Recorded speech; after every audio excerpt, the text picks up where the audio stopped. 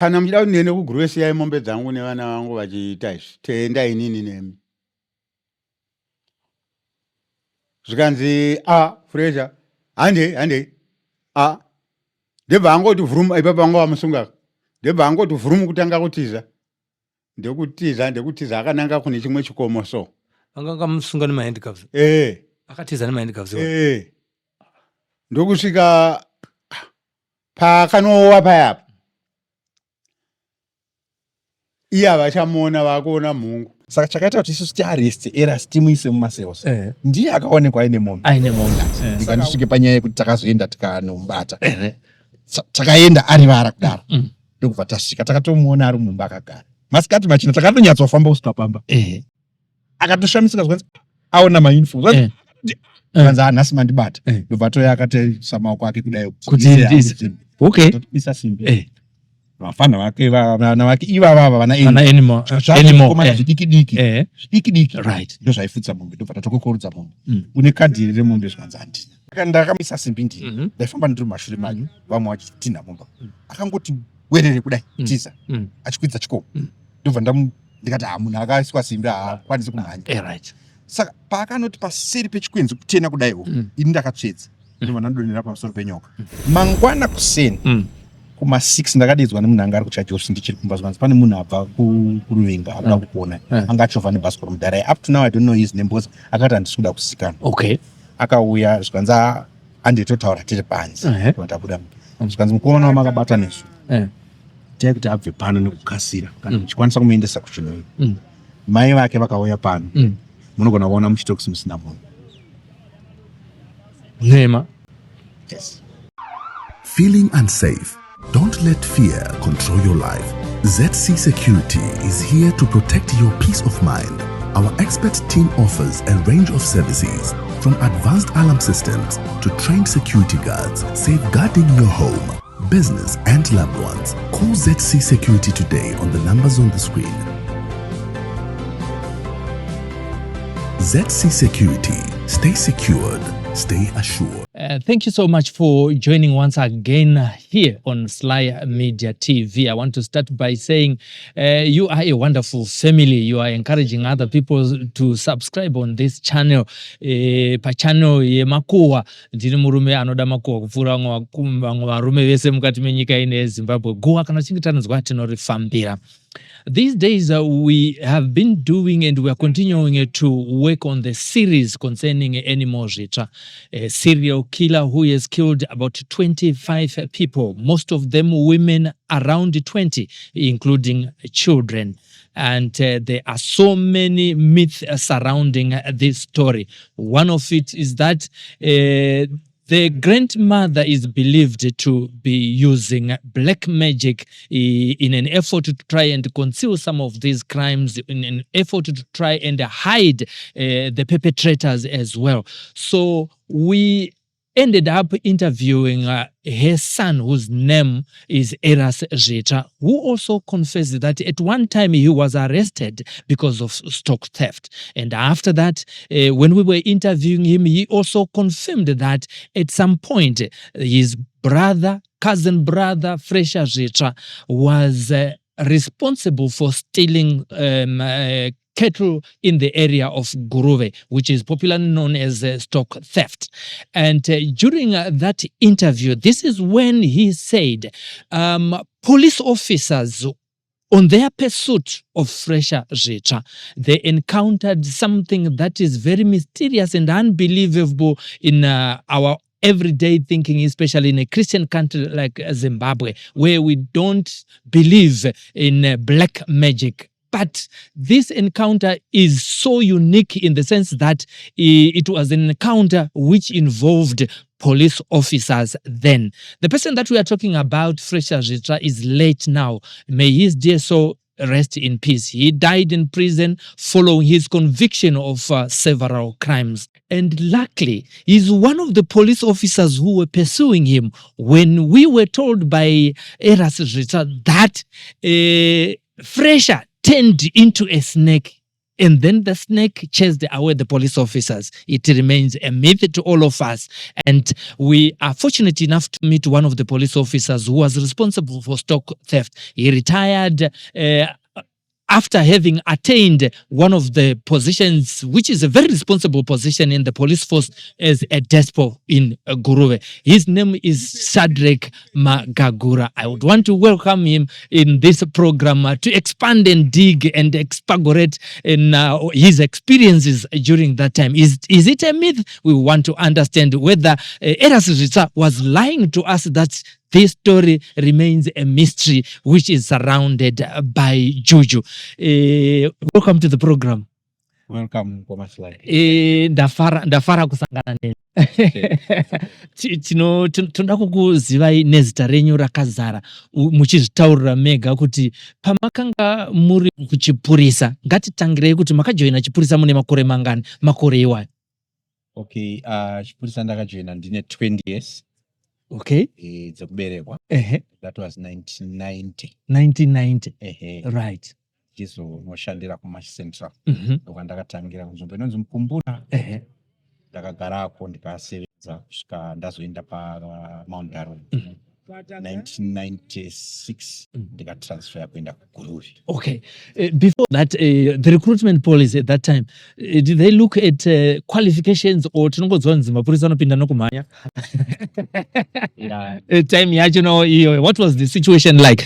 Sorry to take you back, but it gives us the other perspective of the police officers during that period. No, ndizvozvo. Pandakajoina inini. Ngatingoti ndakapinda nekumhanya. Zvinotaurwa. Yes. Asi kumhanya qualification, because kana usingagoni kumhanya. Okay. But zvanga zvakamira sekudai. Qualification yaive kumapurisa. Right. But paine rengi yainzi patrol officer. Yaida 5 O levels. Right. Ndanga ndine 4. Not because ndafoira, but papa sina zvikwanisiro. Right. But ndaida basa. Background, your background. But I am proud that chipurisa chakandichengeta. Today I am a proud holder of 4 university degrees. Tell us. Yes. Okay. Yes. Ndipo mukana ndikapuwa mvumo dzokuti aenderera kumberi needucation asi uchiuya kubasa. Saka ndo zvandava iko zvinezvi. Saka ndakazvisumudzira handina kuzomirira pakumhanya paya. That's why we want to go back there and tikati Maslai hande tinojoina chipurisa kumhanya ndinokusiyai. Education ndogona kusiyai.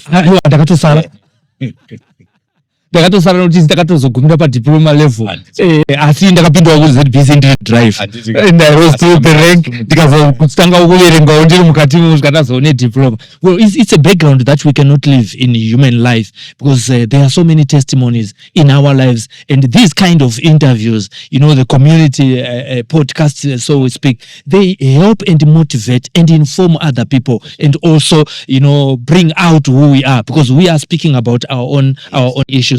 There you are now in the police force. You have attained four degrees, and at what rank did you retire? Okay, ndakazoretire nda chief superintendent, ndapinda ndiri constable. Chief superintendent irengi vazhinji vanonyanya kuziva kuti dispo.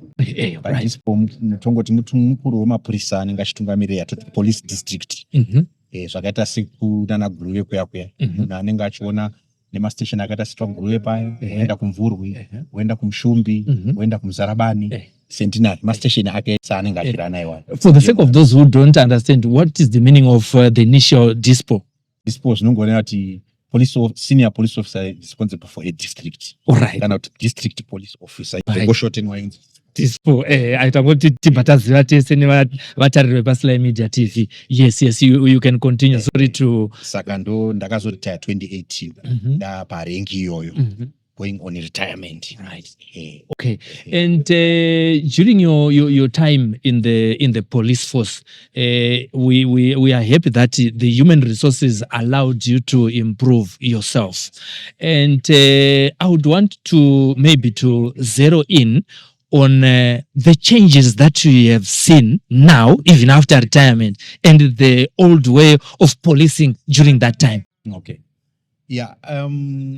Ndingangoti andina, what I did was I contributed a lot kuchipurisa, because panguva yedu taita nemoyo handisi kuti variko iko zvine zvavaiti nemoyo chaita nemoyo ndakakontribhuta zvakanyanya ndokubva ndati ndabuda I completely divorced myself nenyaya dzechipurisa kuti nditarise kuti zviri kuitwa ndezvipi because I just wanted the civilian life because takashanda zvezvo kuti tiri kushandira nyika nyika yedu isumukire tichikereka macases kusanganisira iyo yatiunganidza panapa it was one of the unique cases dzandakaita muservice yangu yepolice but what I see iko zvinezvi ndezvekuti ndaona kuti hurumende inenge yavandudza pakupa mapurisa zvikwanisiro zvekushandisa zvandinoona nemaziso angu kuti izvi tatisina luxury inosvikapo zvinenge takatarisana nehurumende iriko zvinezvi inenge iri kutarisa kuti mapurisa atinovakita zvinezvi is very rare kuti uone mupurisa anenge aine uniform yakasonwa vakachena vanotaridzika zvakanaka ende zvinoratidza kuti zvinhu zvinenge zviri kufamba zvakanaka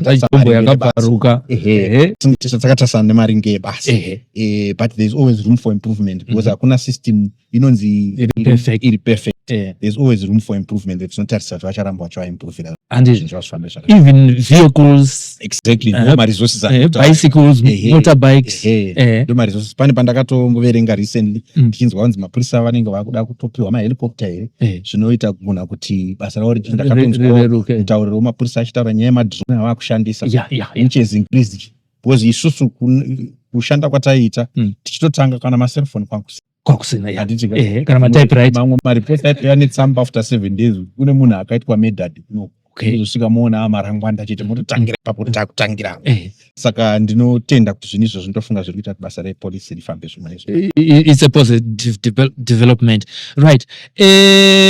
How rife was stock theft during that time as compared to where we are now, if the records tally with what your knowledge is at the present moment? Dina hangu ma records, but I will speak for myself and I will speak for my experience. From my experience, ndakasenza nzvimbo dzakaita pandakanyanya kusenzera kunana Guruwe.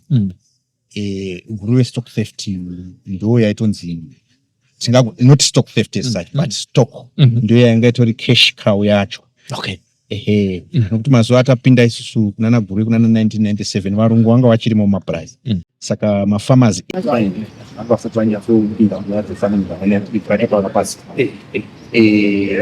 inzi chai munhu kana achinzi ane upfumi pamusha imombe dzaiverengwa dziri mombe saka ndo chinhu chaitonyanya kuchengetedzwa isusu patine tichito maplans edu nemastrategies ekuti tingachengetedze vanhu zvakadii stock theft was paforefront kuti mastrategies edu stock theft vakomana tinofanira kuti tiite sei randitika saka nyaya yestock theft yanga iri rife because panga pasati pane macontrols akazoiswa nepolisi pakati apo yakabatana neveterinary zvikazoaprovwa negovernment kune fomu rakazoiswa rinonzi restock clearance ichaziva vangu kuti fomu nambani iroro ndo rakazoita rekuti munhu kana uchida kutengesa mombe yako kana uchida kunotenga mombe vanosvika vonoungana padanga even maneighbors vobvunzwa nzi mombe yemudanga ume here mese mosaida handitika kuratidza kuti wazvisungirira kana ikazoonekwa kuti ikubonza wakari witnessa uchiziva handitika zvanga sati zvako kana ndichida kutenga mombe dzangu kana kuda kudzitina ndaingoenda kwaveterinary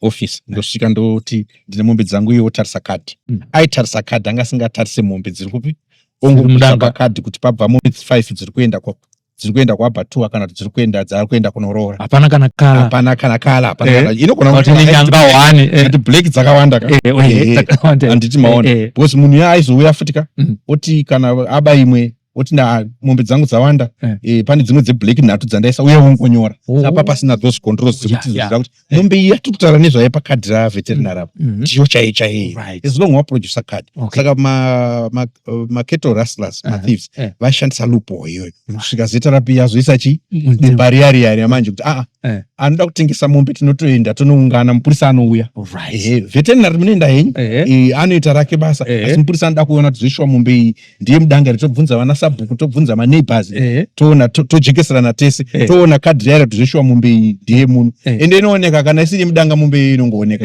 ukasvika padanga ipo mukaona mombe inge chida kungotiza haisi mudanga imo saka mapurisa vaibva vaita maquestion marks voita mainvestigation kusvikira tazokutsikana clear mombe yacho. Okay. Saka they were very rife. Answering your question, those cases were very rife because pampa ine loophole and Papane loophole. Yeah. I also understand peasant farmers with their head of cattle, they were now putting maybe tags which would call Shipauro. So which what came first, that initiation from the police or the villagers were already using those tags, kudidi design kana nyanga dzacho ili nyaya kuita cab stock theft so that they'll be able to identify it when it has been stolen. Yeah. Saka nyaya yanga iripo yanga iri yekuti chakatanga kazhinji kwangu kunana kucheka nzeve things like that. But kucheka nzeve ka akusi standardized.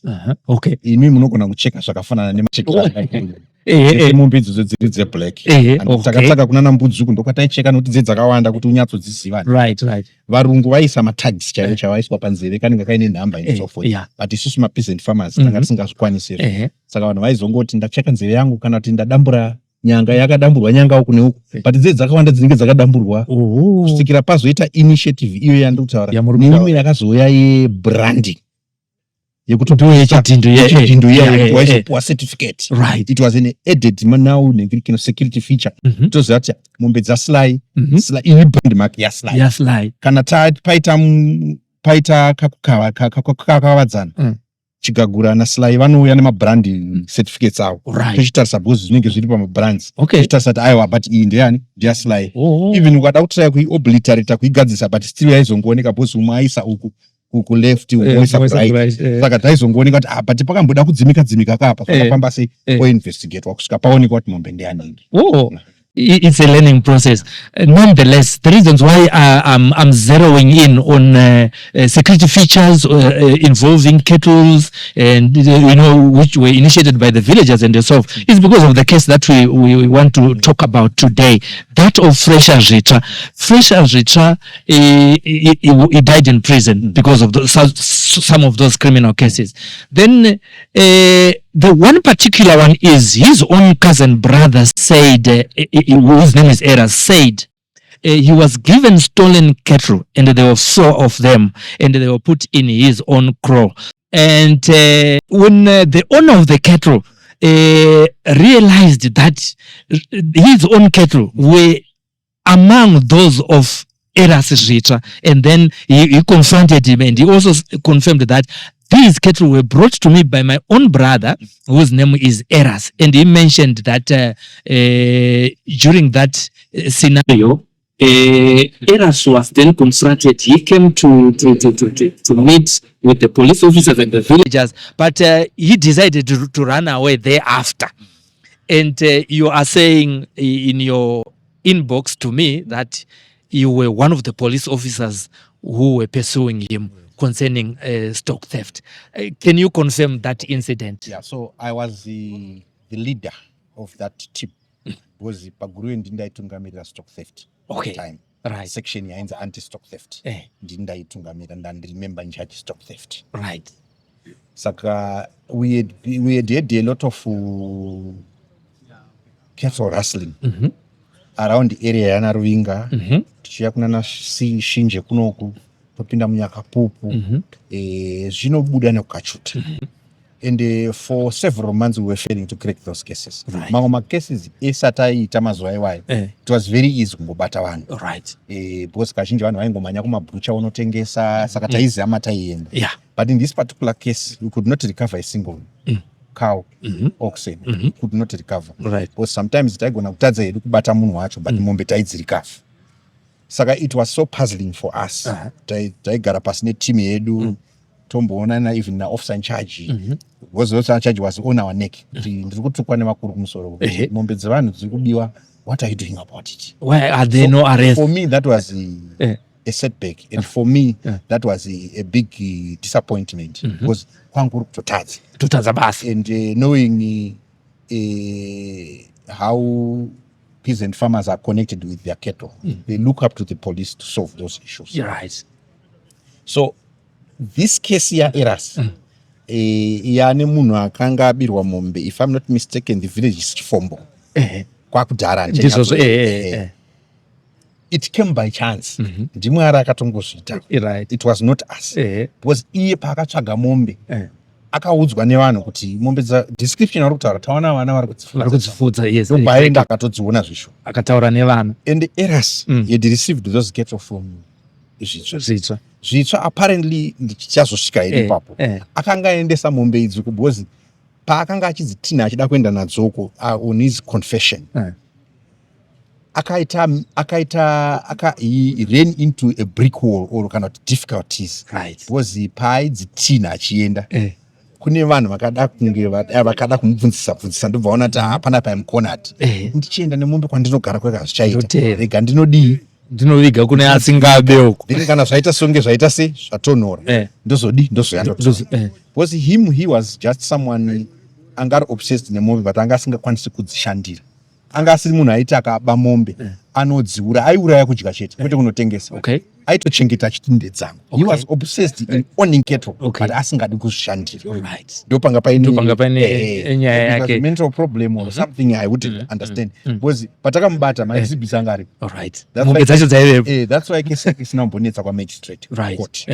So mavillagers vaona izvi vakatsanangura mavillagers vakatora Eras vakauya naye kupolisi saka chakaita kuti isusu tiareste Eras timuise mumasels ndiye akaonekwa aine mombe saka hauteerere kazhinji zvinotaura musungwa anogona kukurasisa for us kuti tinopika zvitsva at that time zvitsva tanga at the back of our mind because aive nemacases akanga amboita kumashure but macases ese waya akangoraswa even paionekwa kuti pane evidence ari fresh ari fresh kwete Eras fresh saka uyu paitaura baba vaanimal uyu Eras cousin brother wa fresh paitaura ndakapuwa we could not believe him because isusu taiti tikanotora fresh nekungwara kwaakaita anobondiona ndine mombe of course and anenge ari right and the magistrate can release him based on that kuti but mombe makadziona noyuko mazonosunga uise because the accused can incriminate the other achida kuti azvibudisa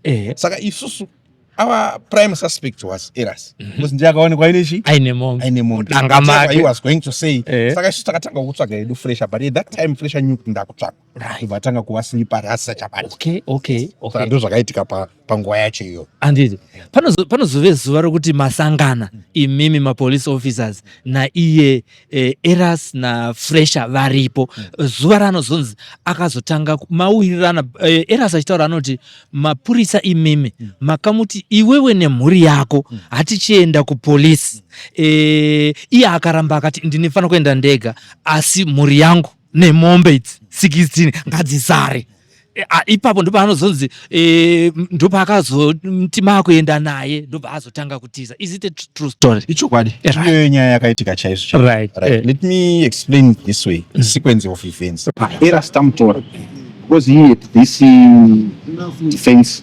yekuti mombe dzisinza ndakasirwa nafresh asa apa picture takamuendesa takakumbira kuti aiswe kurimand. At that time remand holding prison yanga iri kuChinhoyi ndokwa kune regional court.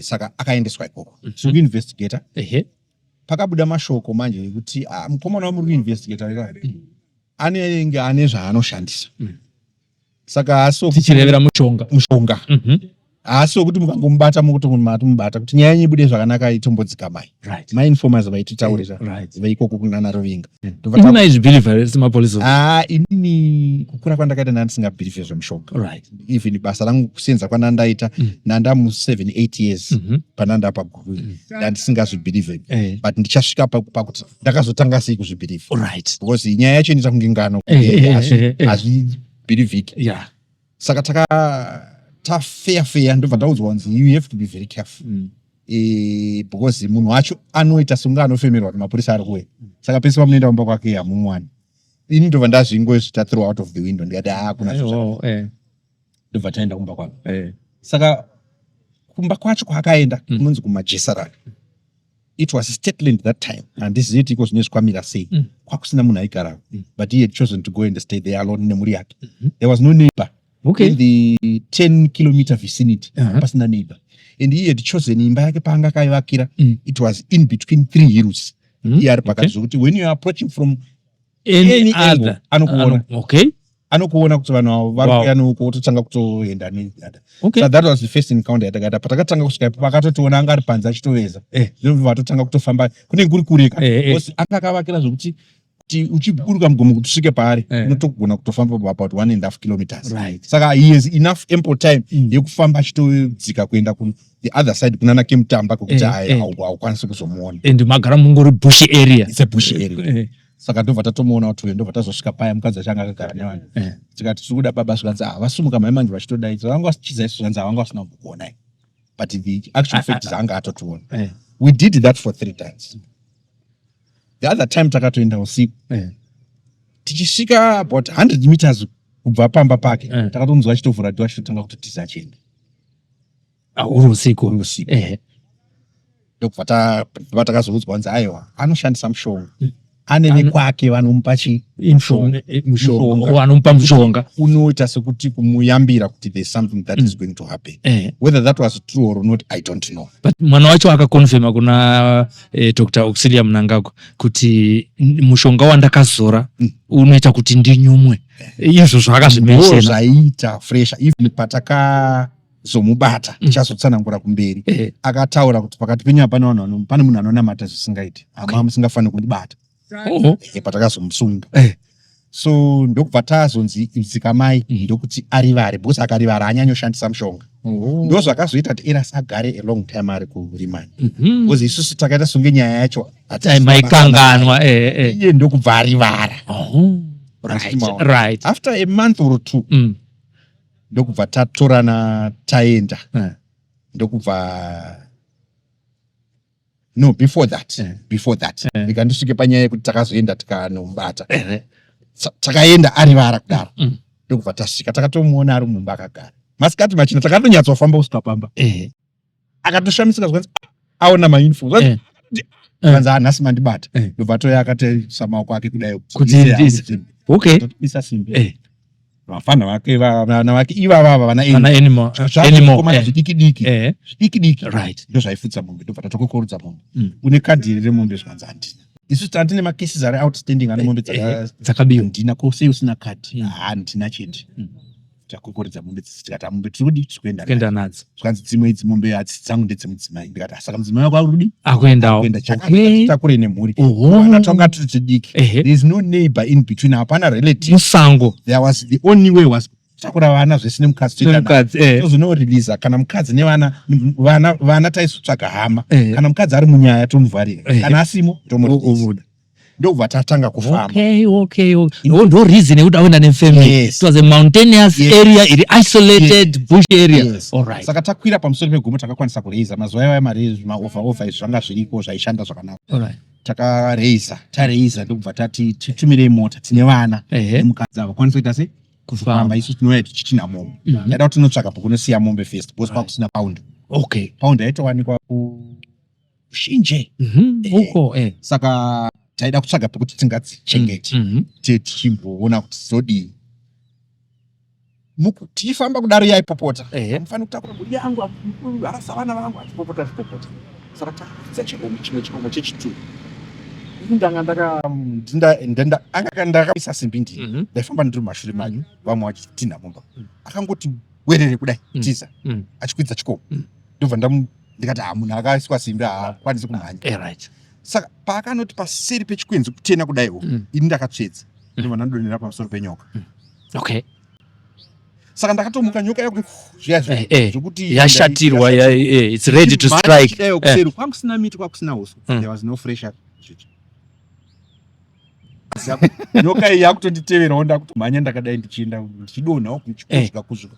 Vamwewo ndandine vamwe mapurisa vanga vane mombe vari 2 vanga vatoenda but vamwe vanga vari padhuze nenavo vakutotizawo vakananga kwavananga vachienda. Tazoenda kuri safe takubvunza kuti hapana pane muti hapana pane churu chekuti where is that guy. It was a clear area. Panga pasina isina bush isiri bush neuswa. We tried to comb around tinyatso carefully tikanyoka iya and so forth. Tione kuti pane pawanda we couldn't find it. For 2 hours we were there, we couldn't find it. It's just a small place. Mukoma wake anoti Eras anoti akapinduka kuita nyoka mungu. imimi what's your assumption ipapo ndima muri pasini andizvirambe I experienced it ndakadonera pamusoro penyoka right munhu andina kuzomuona ndandina yanga ine maivo andina kumuona takatozomubata a month later mungu yakazoenda nekupi tozoenda kumbata kwamakaita nyoka kana yakuuya utarisa kuti takango zvezvokuti you want to run away wasvika kuri safe waona kuti hapana chiri kunditevera ndipo unotanga kuita recollect your thoughts kuti panapa chii chaitika what is this makatokuvara ndakatokuvara ndikakuzvuka makumbo esaya because taidiwo taifamba tichidonha remember kamazuva aiwaya ayo mapurisa taipfeka mashorts zvikaki zvezvo ndikakuzvuka meso but what really struck me was this guy tanga tinaye manga muinaye but panapa hachisipo pachena ndepapi patingati awanda hapana. Yeah, there you are, viewers. We are hearing it from the horse's mouth. For some of us, tinenge tichita azviko pachishona, but we heard it from his own brother, who also said something about his own mother. That he said, I am sure my mother was involved in how Fresher was stealing and disappearing from the authorities. Here is the same person who also told that baba anymore Fresher vakapinduka vakaita nyoka. Ava ndo vakawira pamusoro penyoka yacho vakamushaya. Tiri kuzvinzwa from the horse's mouth. How did you feel when you recollected yourself? The person is missing. You have seen a snake. What was it like in yourself as a human being? A snake is a dangerous thing. It was pursuing you.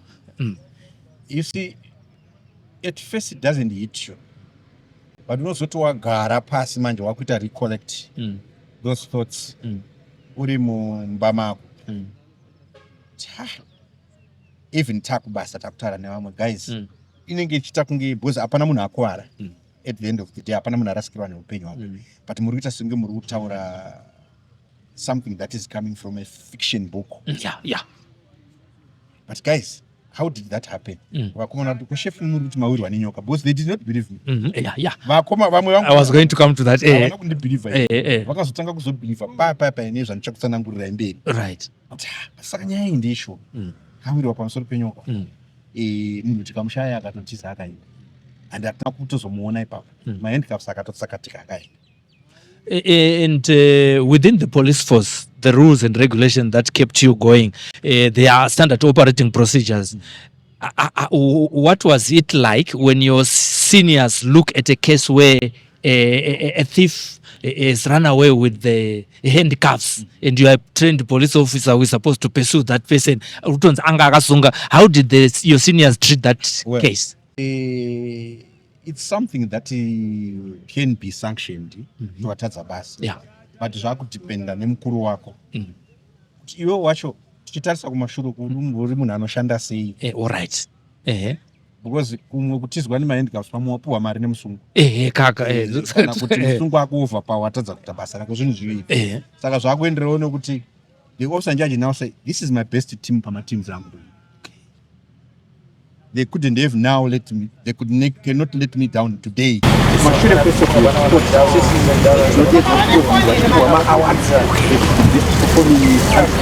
Team in the province. Right. Tinoenda kuma national. We are kuno kuHarare. Who's the best anti-stop theft team in the country. Also ndirasisa nhasi. All right. Something happened on that mountain. All right. And then tiri kutaura kudaro. Hatina kuzoperera ipapo. Right. Because munhu uyu takazomubata. Right. Andenayo. Pasina munhu azotitaurira kuti munhu uyu achi isu takaramba tine takangofokasa chi. Vakomana zvaitika. Mishonga haibate munhu wemupurisa because hatinei naye munhu. Basi. So takangomira nguva diki. Mukadzi wake takazomureleasa because takazenge tambogara naye tichifunga kuti achati vana vangu mukadzi wangu vari kupolice for about 2 days or so vachigara kuma witness quarters. Nyaya yakataurwa yekunzi vana vacho vanga vasingadyi nemuriwo ichokwadi. Ndakazoexperience inini. Nekuda kuti vaigara vane nyama. Musi patakatosvika takatosvika mawitnesses vatodya. saka papa pasina chikafu ndakanotora sadza kumba kwangu indarabikwa nadzimai wangu nemavheji ndikavapa vana vacho vakachema atidye nemavheji vakachitodya nenyama iyo vana animal vana Eva Moa vana Love Moa vava vadiki tatu chiri tidiki so kamukacho I think kaito yapo tatu chiri tidiki tukatochema tatichisadza nemavheji ichokwadi nyaya yataurwa naEras. Alright. Saka takazoenda usiku round 1 am Right. tikasvika tikaenda iye anga akarararo saka takaenda nevakomana veblack boots vaya vakatanga kuridza pfuti handibva ati kana zvazvepfuti vakomana aiwa handitorezve saka tava tamusunga tikamusunganidze kumakumbo zvese tikamuisa mumotikari ndokuuya kwatakazoita naye kupolice station ndobva tamuvharira. Right. Prior to that mombe dziya dziyapatadzadziisa akadzitevera akanodzitora dziya dzatatatora musi wenyoka again akanodzitora. Right. Anga nadzo anga asingambodziendesa dzangu anenge achingoti ndedzangu despite the fact kuti kwazoya vanhu vakatoidentisa kuti ndiyangu mangwana kuseni kuma 6 ndakadedzwa nemunhu anga ari kuchajosi ndichiri kumba zvanzi pane munhu abva kuruvenga akuda kukuona anga achovha nebhasikoro mudhara up to now I don't know his name because akati handisi kuda kusikana. Okay. Akauya zvikanzi handitotaura tiri panze tabuda zvikanzi mukomana wamakabata nesu tai kuti abve pano nekukasira kana muchikwanisa kumuendesa kuchinoyo mai vake vakauya pano munogona kuona muchitokisi musina munhu nema. yes. It did happen before handizivi but with him in particular fresh ndinoona sekuti murume uyu aiziva something zviri powerful zvinoitwa namai haana kuda kutaura zvakwa ndo zvakangotaura zvikanzi musazoti handina kukuudzai ndobva atokwira bhasikoro rake vaenda ndo pakatanga kuhita nyaya yenyoka mumusoro mangu zvakanyanya kuti that was not a coincidence it was something else. Ndobva tatoita mapepa ipapo ndobva tatomuendesa kukoti tikataura namagistrate please nhasi prison haisi kuuya but munhu itogona kuenda naye nemota yedu yepolisi kuchino itinomusiya kupi kuprison. Right. Tichidzoka kumasikati takaona mai vacho vakandimirira. Right. Pandauya kuzoona mwana wangu ngati mwana wenyu hachisiri pano zvikanzi ari kati amuendesa kubhindura. Right. Mama akadisguise anzi alright ndobva watosumuka ndobvaenda funga akazosvika kubhindura ikoko hameno zvakaitika but that's how we secured fresh and ndopakazoita kuti Eras adi because iye ega aona manje kuti ndamuchitokisi akabva ataura zvikanzi ava havana nyaya kuti ndakaba mombe achireva Eras manje ndiye kaataura manje saka ndokusunungura kwakazoita Eras eish uyu azotaura kuti haano siyanai naye haana mhosva yakaita se yakapara ndokubuda kwaakazoita. Would you think Eva Moa hanzvadzi yaAnimore mwana vana vafresh ava paaitaura pana painterview pana paSly Media TV achiti patakabuda tichida kuenda kunotsvaga rubetsero kune vanoita zvematare vachingobuda papolisi mota dzakamomoterwa nehuruva kutadza kuona kwavaienda that morning before they went kwavaida kunotsvaga nhingirikini kwavaida kunotsvaga rubetsero chingave chokwadi here kana kuti aingotaurawo zvokuti angotaurawo takufananidza nemasituations avakasangana nawo iwayo yekuti one munhu akauya mysteriously akasokutaura kuti vabvisei pano pane zvinogona kuitika munogona kumushaya uyo mwana wake akataurawo zvekare kuti hamugona kumubata kana musina kuita chivanhu. Ndosvo pandataura papa kuti munoona kuti zvinhu izvi ini ndakazviexperience but musi wandazviexperience handina kuita se hamuna kubvuma zvinofanana nemunhu anoona champupuri chamutaura cho anongogona kufunga kuti coincidence champupuri but inini zvakazoti zviite kwandiri it was because of the events dzakazotera kumashure handiti because iye ega fresh mushakabva akatotaura pane kunhu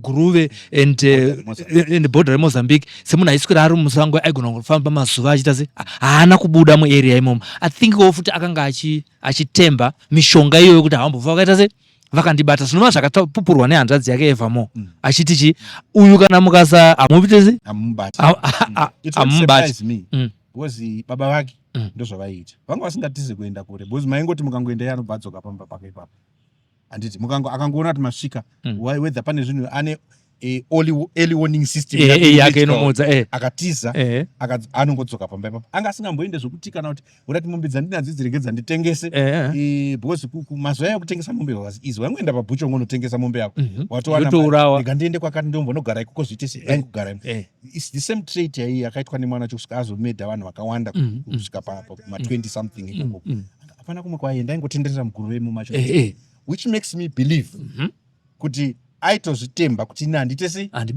handibatwe zvandinoshandisa zviri pandiri zvichaita kuti ndite sei that's why pachizobuda nyaya yekuti vanhu kuti vatozoenda kunomubata pane zvakatoita ende zveshuwa zvaitwa izvozvo zvakadi zvakabatsira ende mukadzokera kumashure ini ndakatoudzwa kunzi dzikamai kuitira kuti iye arelax asashandise mishonga yakatifungidzwa kuti nyaya yaita sei yapera kumabatira takazo dai tisina kurelaxa takangoramba tichiita fufa naye tingadai tisina kurambari. Were you not traumatized for a long period following that incident yekupunzikira pamusoro penyoka? Okay, so the police training and the quasi military training it hardens you as a person. That's why munoona kana even pakati ka accident paita mitumbi yakangoti kata pusa munongomona achipinda batikana muchidiva chema muchiumburuka pusa anenge achisumudza it hardens you. Pane training yamunoitwa ikoko kuti you only think about yourself and survival. Munoenda 14 21 days nzvimbo dzimwe dzekuti unogona kupedza training ndizvo usina kuesa aupiwe chikafu you have to find food for yourself saka zvinokuhadhena so ndakawirwa pamusi wokutanga ndosaka ndakati hatina kunyanya kuzvitambira stereki takangoti ndawira pamusoro penyoka inyoka womusango ndomushamayo zvaitika but later on manje wakuzotanga kugaya kuti that was not a coincidence but patraining zvinhu zvakapfuura kudhara you cannot always do zvakaita zvakapfuura because ukaregedza zvichikuaffecta hauchakwanisa kuita basa rako you can't go back because haukwanisi kuti pese paunoda kuenda kubasa wotsvaga vamwe mapurisa kuti handi pane pombo paunoenda wega and you have got to confront mamwe masituations ekuti unotozozvibvunza wega but papa ndabuda sei because it's the training, you know, the training kicks in and it teaches you how to survive and it teaches you how to resolve my issues akaita setrauma iwayo unongoriti ibasa tiri pabasa handina kurumwa handina kukwara intact saka handemberi izvozvo zvakatotibatsira bosi iye kana yanga iri mishonga aona kuti hauna kushanda kwandiri akuziva kuti invincibility yake yaitwa compromised saka pamwe ndo zvakatotibatsirawo I don't know. Okay, let me put you on the spot, Mr. Chikakura. You are a senior citizen who has got vast experience in the police, and you are also a Zimbabwean, and we are speaking about our own stories. What do you think led Enimo to then surpass his own father and murder 25 innocent people? Or who had even petty issues yekuti mandiona saka muchazonondi mang'ara kumapurisa, and then that's a reason yokuuraya tete vako kuti mandiona pandabatwa ne-youth. What do you think was going in his mind, or what do you think Enimo is, what kind of a person is Enimo from your own experience? This is my personal opinion. Your personal opinion, yes. Quoting anybody, even physiotherapy or government officials, it's my personal opinion. From what I saw, those kids, Enimo Newamwaki, they were exposed to criminal activities from a tender age. Remember, vairaurwa huku vanhu vanenge vakagara mumba ukanda chirauro panze chobata pane chibage pane chirauro yodhonzerwa mukati vachiona. And it was a trick yekuti vasamusaona kumchidzinganisa huku yevanhu vari kuona saka vari kuformulate matricks ekuti this is a survival mode. Tiri kuenda kunosunga baba vacho vana vari kuona kuti mapurisa anotizwa so it's so forth. You can do anything to survive, even to kill. Mentally zvinoaffecta munhu handiti chivanhu chiriko mungomasida handiti togona kuda kuzviramba yedu but chivanhu chiriko zvandataura izvi zvokuwirwa nenyoka, mai vacho vachizouya, vanhu vachiuya vachizondiudza kuti no, itai kuti abve pano, mai vacho vasingazivi and so forth. Vane maexperiences avakaona aivatuma kuti vauye kuzotaura because vari kuda kuti get rid of this person. Izvoka zvinhu izvi kaizvi kuzivawo kwandinoita chivanhu ini zvinoda kugara zvichifidwa maybe neropa remunhu oro nezvimwe zvinhu. Mukatsaudzira mwana anogona kusvika pakurasika njira zvoenda kuma-extremes zvaapa na-animals because what gratification do you have yekuuraya vanhu 25 netwana tudiki tusina kana chatambokutadzira? What gratification do you have? Anditi what motivates someone kuuraya munhu is either ari kuda kuti zvaaita zvisazikanwe kana kuti ari kuda kunotsvaga mishonga yekunhengirikana yekugadzirisa zvinhu zvake akatora maparts and so forth. There's a motivation. For animal there was no longer any motivation pakubva pakauraya munhu wokutanga achienda pana wechitwa pachisina motivation. Mafungiro angu ropa revanhu ava vari innocent rakadeuka is feeding into something chisisiri satisfied nemaitirwo ari kuitwa zvinhu. Mafungiro enyu. It's my opinion. Yeah. And don't hold me to my opinion. Mafungiro enyu. And you're not speaking on behalf of any organization. No, yeah. Your own opinion. My yes. own opinion. Yeah. It's feeding we into take your something. disclaimer into. Yeah. We have witnesses vari kutaura kuti mai vacho vane zvavanoita. Mbuya vai animal. Vane zvavanoita. Including hama dzavo chaidzo. Vane zvavanoita. Imimi hama yenyu ikafanhasa njere. Munotosangana as family. Munototi hande tinotora chi mutumbi wake. Vanokuudza ema. Fresh haana akaenda kunomutora. Haana. What does that tell you? Hama dziripo dzakawanda iko nezva kutaura kuti no haasi wekwedu ari wekwakati wacho ivava wai vasina kuenda kunotora munhu iye kuti regai titese ende ndo akanga anyoresa futi. Handi muri kuzviona. There's a reason to that. Saka mafungiro angu I think anymore anogona kunge atokanganisika pfungwa nokuda kwekubata mata kwevakuru. Mafungiro angu handisi kutaura kuti mukuru upi asi anogona kunge akakanganisika pfungwa nokuda kwekubata bata kwevakuru. Because mukataura even when he was being interviewed zvinhu zvaanotaura hazvisi coherent. No, it's not. Hazvisi coherent. Zvinoratidza kuti munhu atove neka mental disturbances kainako. qualified to say that. No, we are not. Zvandakaona. From our observation. Yes. On observation. Ndakutaura zvandakaona. Including the first day akabatwa akanyepa akandakauraya vanhu 5 chete. Handiti muri But later on they are 20. handiti muri kuzviona. Saka zvinokutaurira zvega izvozvo kuti imhodzi yakarerwa vanhu vachitoona kuti chi apa pamangwana apa panogona kunetsa. But that mhodzi has now been unleashed and is causing harm. Because kune zvinhu zviri kudarowo Kumashure. Kune ma-unfulfilled promises. Miko dzima-promises. Ma-promises. Iregedza. It becomes disaster. That's my Would we say kusungwa kwake ndiko kungave kupera kwezvinhu kumhuri yake, considering his good brothers and sisters and other relatives, if there is something that needs to be fed maybe with blood or something? Fresh akasungwa baba vakanofira kujera hazvina kupera. Okay. Tasunga anymore izvozvo ari mujera hazviperi. I believe kuguruve kune madzishe kune vanhu vakadaro. These people should come together vagare pasi vagadzirise nyaya iyi. There's a lot that cleansing yeropa revanhu 25 ava inoda kuitwa. Mukaona mai venyika vasumuka nekuvaremekedza kwatinovaita kundira kumbonoona mwana akaita izvi kuti zvakambonyatsomira sei. I think community ma-community leaders vanofanira kuvhundukawo futi. Tapuwa anyway. Mai kana vasumuka, she's sending a message kuti gadzirisai nyaya idzi. Nyaya idzi dzinofanira kugadziriswa. Otherwise ngozi zvazvinoita handisi kuti kune ngozi ikauya pandiri kana isiri fulfilled ikauraya inini imi muri munin'ina wangu iri kuuya pamwe ndichazoenda nekune vazukuru inenge generations mazoudzwa kunzi kune zvakaitwa nevakuru zvinofanira kuti vakauraya mukomana wemombe kare kare musati mavo zvinofanira kugadziriswa. Ndosaka ndiri kuti chivanhu chiriko. Ini am a Christian. Chinoita kuti vanhu tinamate is because we know kuti chivanhu chiriko.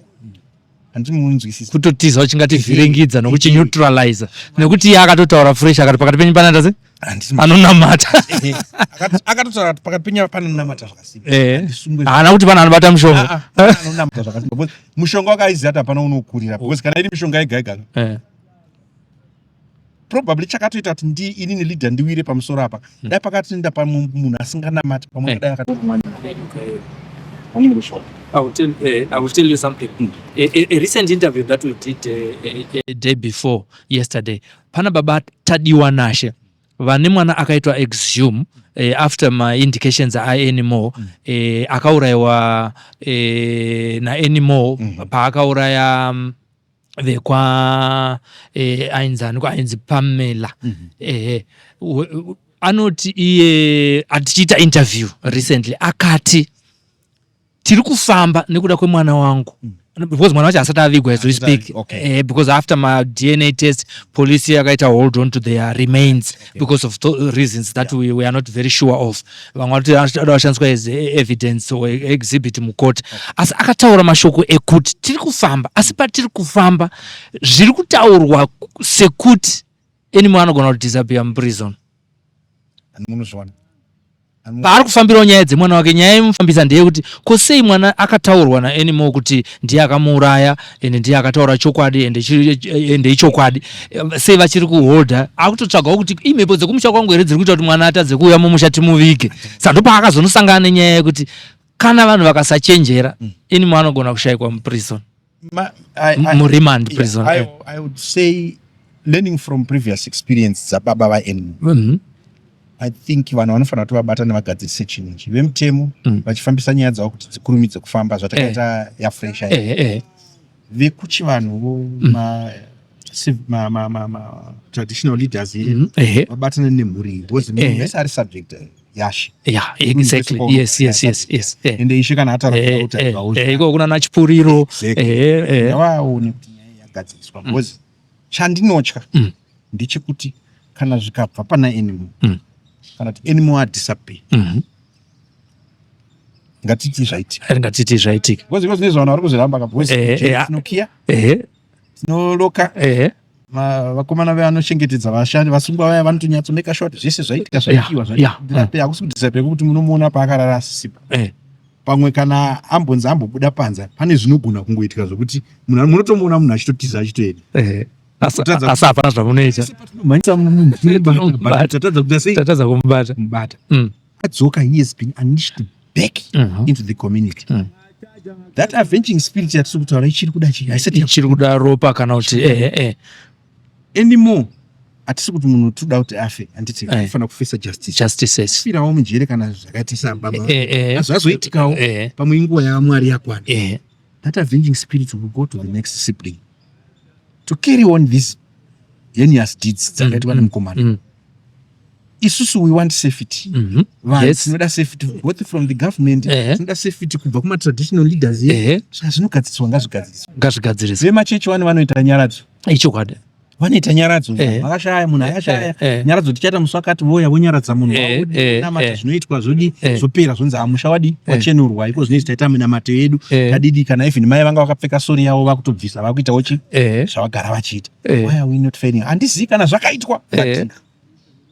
Mafira akaita vanhu anorwadza. Would you believe it kuti ichokwadi kuti amai kana kuti ambuya vaanimo vaigara vasina shashiko?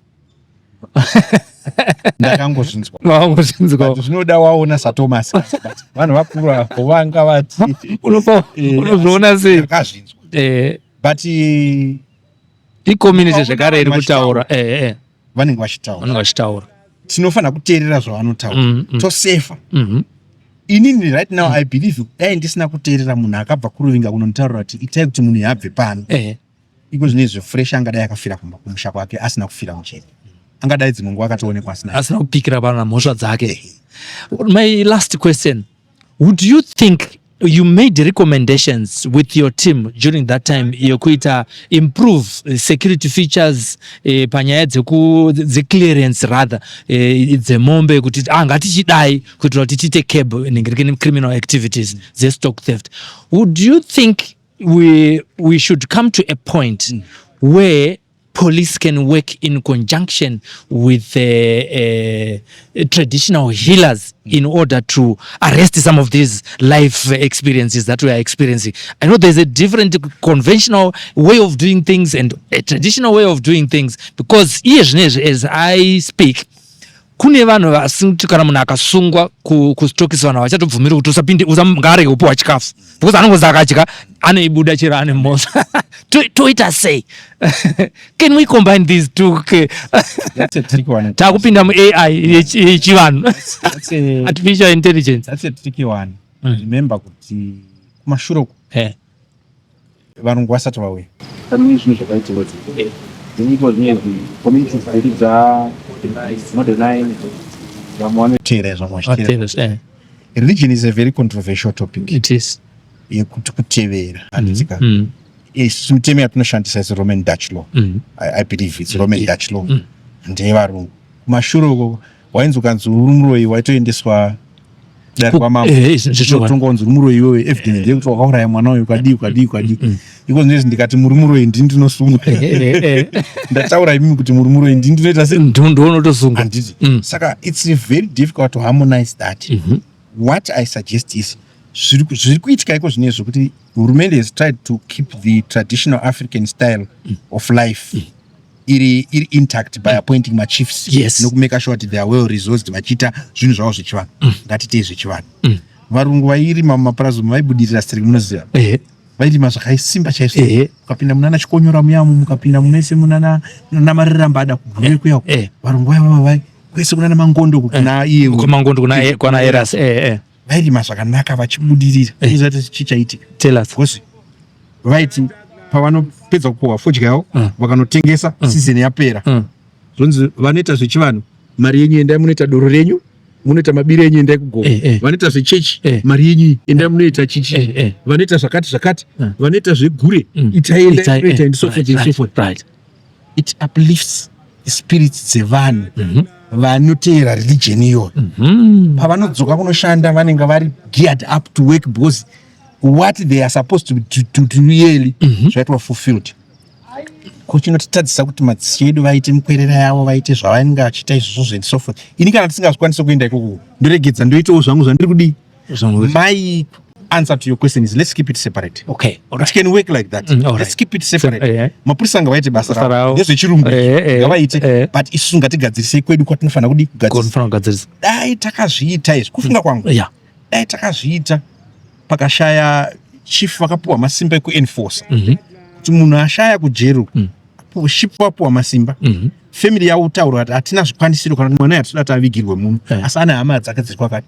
Kana vanhu ivava vasanganiswa nachief poitwa inonzi consensus takunotora munhu ndiri chief ndadaro ari kunovigwa kakati toita chivanhu chedu ipasi. I don't think izvi zvingadai zvakaitika pachimani. Alright. Mafungiro angu hatisi kuti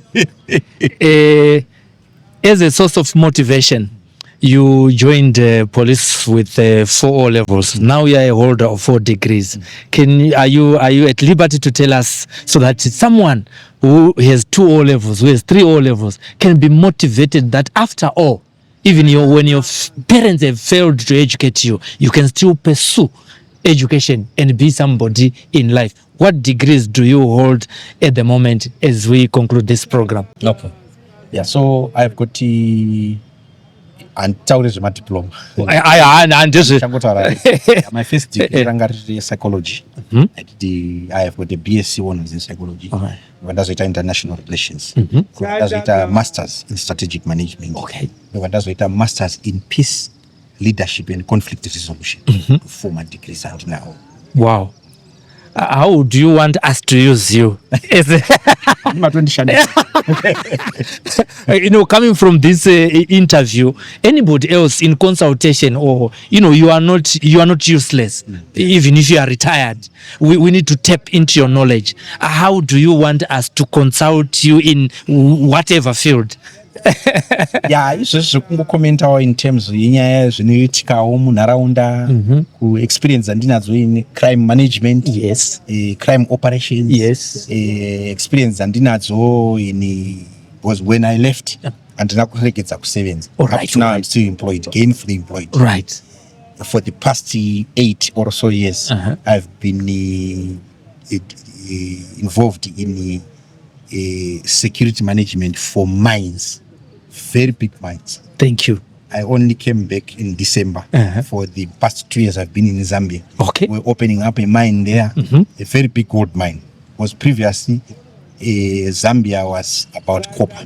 Now their gold is coming up. Okay. So they headhunted for a person anoziva security management in gold. Okay. I was picked here. I Okay. did not apply for the job. I was picked. Headhunted And I went to Zambia. Vakati for the next 2 years todzidzisire munhu wedu. Ndikadzidzisa munhu wavo ana December last year. Okay. Ndobva ndazodzoka. Pane pandingobata hangu mumazo pane imwe mine ichiri kungovhurwa. Saka I've got experience in those things. Ndinosharewo nevamwe vandinozivana navo, but I'm not an outdoor person. Ndinenge munhu anogara reserved. vanhu vazhinji havandizivi, but chakaita kuti nditoko I normally don't do that. Chakaita chakatoita kuti ndikuire kuinbox pay iye kuti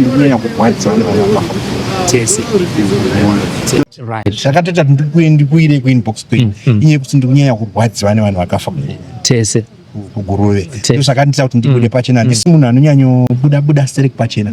Would you believe I was once for about 6 months working with the communications department rezetherapy. Okay. But ndandisinganyanyobuda seri vashoma vanonyanyoziva. Ndiri munhu ari because they know they invested in you and you can still help those who are coming through. Pakundizobva. It was because the then police commissioner general Vachiuri ndo vakanga vandiuye kuzoshandira because previously I had worked in his office. All right. Ndakaenda ndikanoshanda ndikateerwa nevanhu vekukadomo. Okay. Makatitorera munhu wedu ngaadzoke vakaramba. Okay. Vanhu ivavo vakazoenda kunoona the then first lady vakakumbira, ndio vakazokumbira kuna Vachiuri. Ndikadzokera kukadoma ndisingadi kudzokera kubhusi, ndanga ndisingadi, but raive basa svikati kanoshanda. It tells the story kuti we were so committed to doing our work, to saving the community. And saving the community, it involves being fair. Kana uri mupurisa, if you are fair, equals news. I want to tell you something. It may be controversial. I'm not going to say much. But mukaona mupurisa ari kufamba iko zvine tsoka akapfeka bhutsu dzakabharuka, respect him. Ndapedza hapana zvimwe zvandichataura. Yes. Akasenza nesimba rake rese. We were committed to saving the country. That was our hallmark. Even this is for the country. That's why the badge, the police the pro patria, pro lege or something like that. That's mixer. It's for the people, for the country, for the law. It was for the country. It's always been for the country. I can contribute to the country. And in a way, this is what I'm doing. Ndiri munhu ari accessible. Tinongotaura saizvo tichionesana kuti apa tinofanira kudii, apa tinofanira kudii, but takati chiregai tipo vamwe mukana kuzi nyika inofanira kufambira mberi, tikavasiya passing on the baton. Takatawo pass the baton kune vatakadzidzisawo, and tinenge tichitofira kuti zvataita isusu vanofanira kuita. For those who just joined us, your full name again? Shadrack Chigagura. Yes. There you are, viewers. Mr. Shadrack Chigagura, a veteran in the police force, wealth of experience, educated as well, and he has seen it all. For those that are setting up maybe security companies, you can call him and get some ideas from him, so that he can enrich whatever securities that you are trying to venture in or that you are in as a consultant, because he is not useless because he has retired or is working somewhere. We can always consult him like we have done today. I would want to thank him. Out of his busy time, he has afforded this opportunity for us to be able to unravel the myth that we met during this program, community podcast on Sly Media TV. Tinoda kukutendai zvikuru baba nekutiwanisa mukana wekuti taure nemi panguva yamanga muri busy.